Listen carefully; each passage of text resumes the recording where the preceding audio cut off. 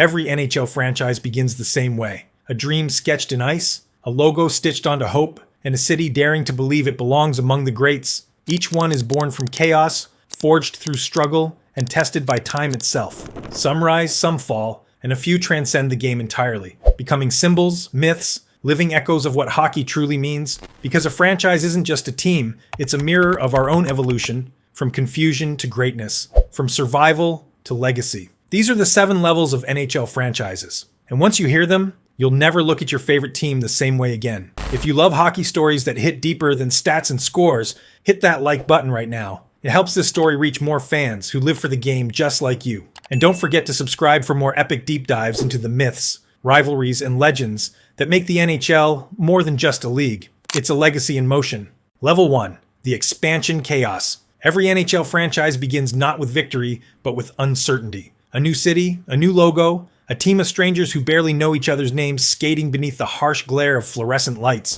The arena feels too quiet, the ice too clean, the jerseys too stiff, as if the sport itself is testing whether this newborn team truly belongs here. The fans arrive in cautious excitement, holding foam fingers and half hope, cheering for players they've only just learned to pronounce. Every goal feels like a miracle. Every win feels like proof that maybe, just maybe, this city's hockey dream isn't a joke. But the truth hits hard. Every expansion team is built to lose. The NHL doesn't hand them legends. It hands them leftovers. Cast-offs from other rosters. Veterans on their last contracts. Prospects who never found a home. It's a trial by fire disguised as a season schedule. They're the underdogs in a league that was designed to keep them humble. Think of the early years of the Atlanta Thrashers, the chaos of the Minnesota Wild's beginnings, or the heartbreak of the San Jose Sharks' second season, when they lost 71 games and still skated out every night to a crowd that refused to give up. That's not sports. That's faith wearing a jersey. Then occasionally, something unthinkable happens. Against all logic, an expansion team breaks the curse. The Vegas Golden Knights did it, storming into the league in 2017 and reaching the Stanley Cup final in their very first season. No one believed it was possible. Vegas rewrote the expansion rulebook, proving that chaos isn't the enemy, it's the crucible that forges identity. That's the secret every struggling franchise has to learn. Chaos isn't punishment, it's preparation. Most expansion teams vanish into trivia, remembered only by their weird mascots and awkward jerseys. But a select few learn to find rhythm in the noise, to build chemistry out of confusion, and to make losing years the foundation for future glory. Because the ones who survive the storm don't just find stability, they find themselves. And that's where the real story begins, the moment when chaos meets purpose. Level 2. The identity crisis. This is where the franchise begins to recognize its reflection, flawed, restless, and desperate to become something greater. The chaos of the early years has faded, but stability comes with a price. Mediocrity. The team wins just enough to raise hope, but loses just enough to crush it. Every offseason brings reinvention. New coaches, new slogans, new promises. One year it's grit and grind, the next it's fast and fearless. Players rotate like clock hands, spinning around a core that never quite holds. Fans wear the jersey out of loyalty, not belief, muttering that old painful mantra, maybe next year. But here's the brutal truth. This is the graveyard of potential. Most franchises never escape it. They live forever in the middle, not terrible enough to rebuild, not powerful enough to contend. Ownership hesitates to take risks. General managers patch holes instead of rebuilding walls, and the result is purgatory. Seasons that mean nothing.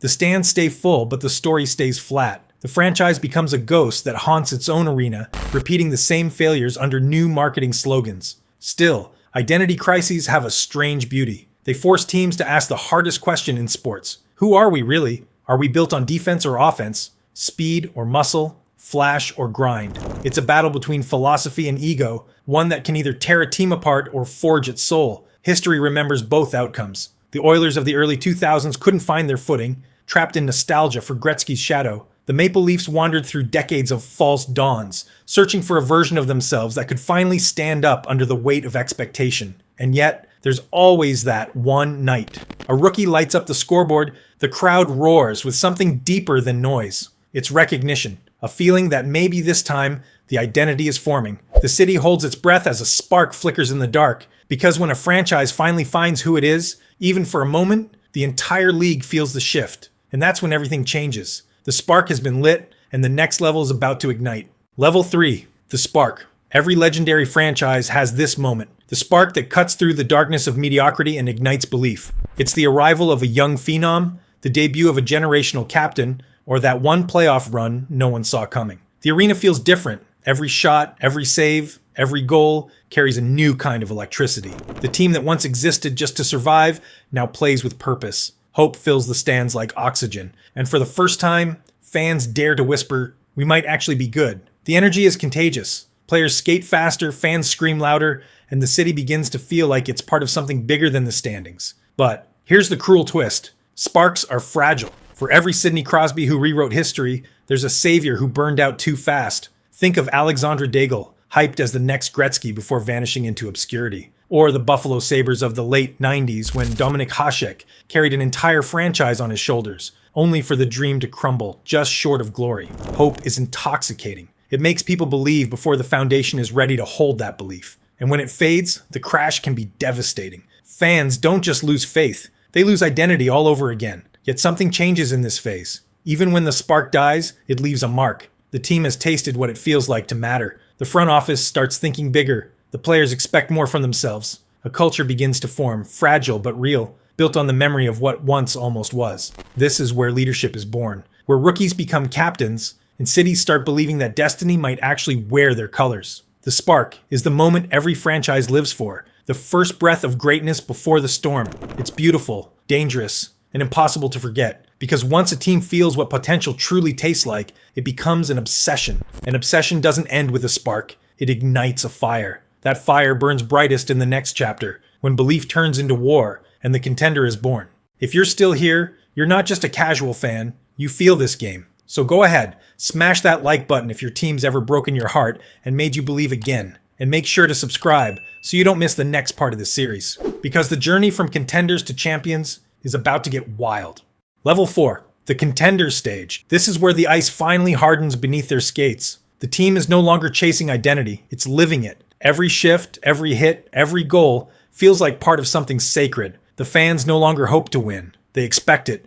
The city hums with a shared heartbeat that pulses through every arena seat. Rivalries sharpen like blades. Toronto versus Boston, Chicago versus LA, Pittsburgh versus Washington. The stakes rise with every whistle. It's no longer just hockey, it's war, disguised as sport. But here's the twist. The NHL doesn't reward effort, it punishes it. The closer a franchise gets to glory, the more the game demands. One bounce, one bad line change, one deflection off a skate can erase an entire season's worth of brilliance. This is where legends are made and broken. The Washington Capitals knew this pain for decades, dominating regular seasons, only to fall short when it mattered most. The San Jose Sharks lived here for years, always on the edge of greatness, forever one heartbreak away.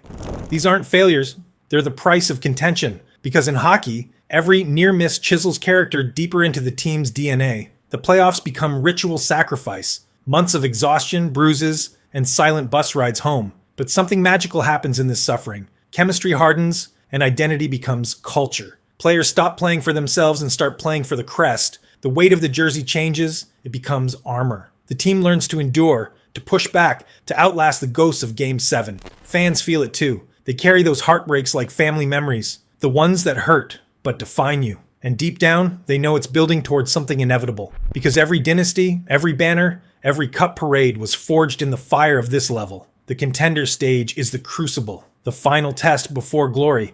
Only the ones willing to bleed through the heartbreak earn their right to ascend. And when they finally do, when the pain turns into pride and the dream becomes real, the ice transforms into sacred ground. That's the next level, the championship era. Level 5, the championship era. This is the moment every fan dreams of. The night when a city erupts and the air turns electric, the Stanley Cup is lifted high, and in that instant, all the years of heartbreak dissolve into euphoria. Strangers hug in the streets, tears mix with champagne, and generations are united by a single shining trophy. Kids flood driveways with street hockey sticks, pretending to be that captain. For one night, the city itself becomes part of hockey history. But here's the shocking truth. Winning changes everything. Dynasties don't just test skill, they test loyalty, ego, and endurance. Once a team wins, the hunger turns to greed. Players want bigger contracts, stars seek their spotlight, and ownership starts protecting profits over chemistry. The pressure to repeat becomes suffocating. What once united a city can suddenly divide it.